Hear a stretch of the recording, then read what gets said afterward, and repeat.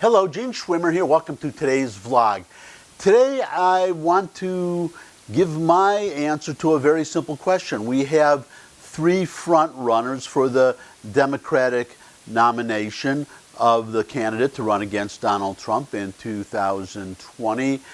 I would actually say by now, in fact, the more I look at it, that we may be talking about two front runners. I think Biden is finished. I also think that Sanders is struggling too.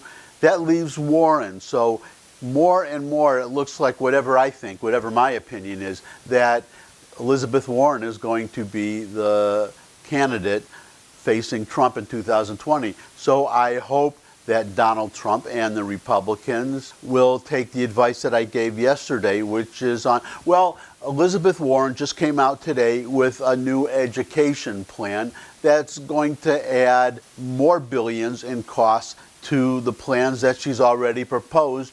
Still hasn't said specifically how she intends to pay for all that.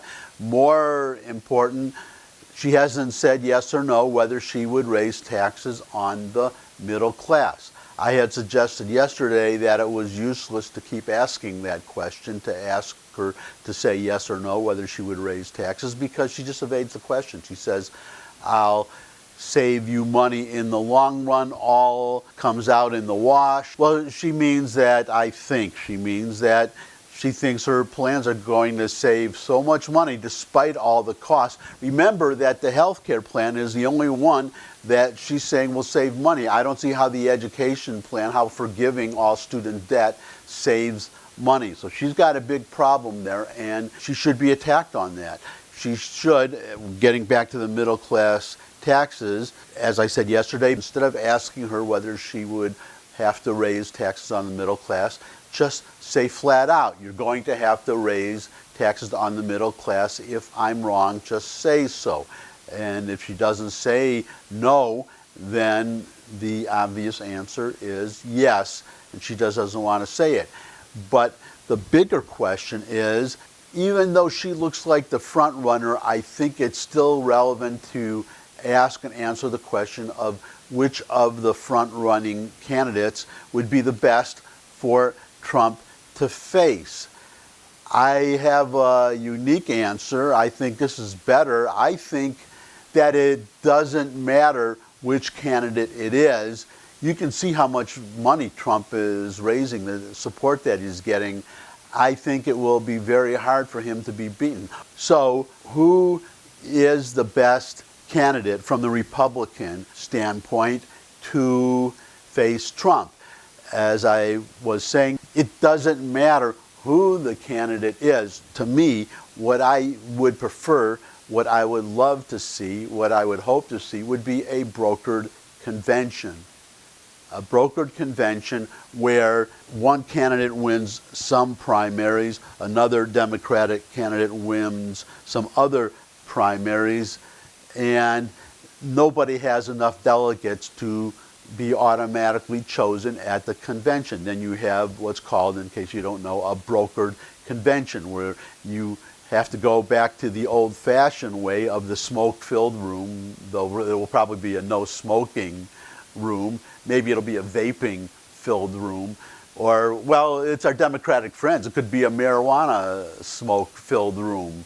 But what matters is you would have all this bargaining among the various factions. So if you had a Biden faction and a Warren faction and a Sanders faction, you would have this bargaining among the three factions to decide which candidate would run for president, which one would be nominated, and then which one of probably the remaining two or remaining, well, if it's the remaining one, then the answer is obvious. But if we have three front runners at that time, then it would be who of the one who is not nominated would be running on the ticket as the vice president. Because the Democrats, we have to remember, they changed their superdelegate system. Had they not done that, then I imagine, I don't know all the details of how their system works, but as I understand it, under the old method, the superdelegates could tilt the scales one way or the other and choose the nominee. As I understand it now, under the new method, and I could be wrong, the superdelegates are sort of kind of still there.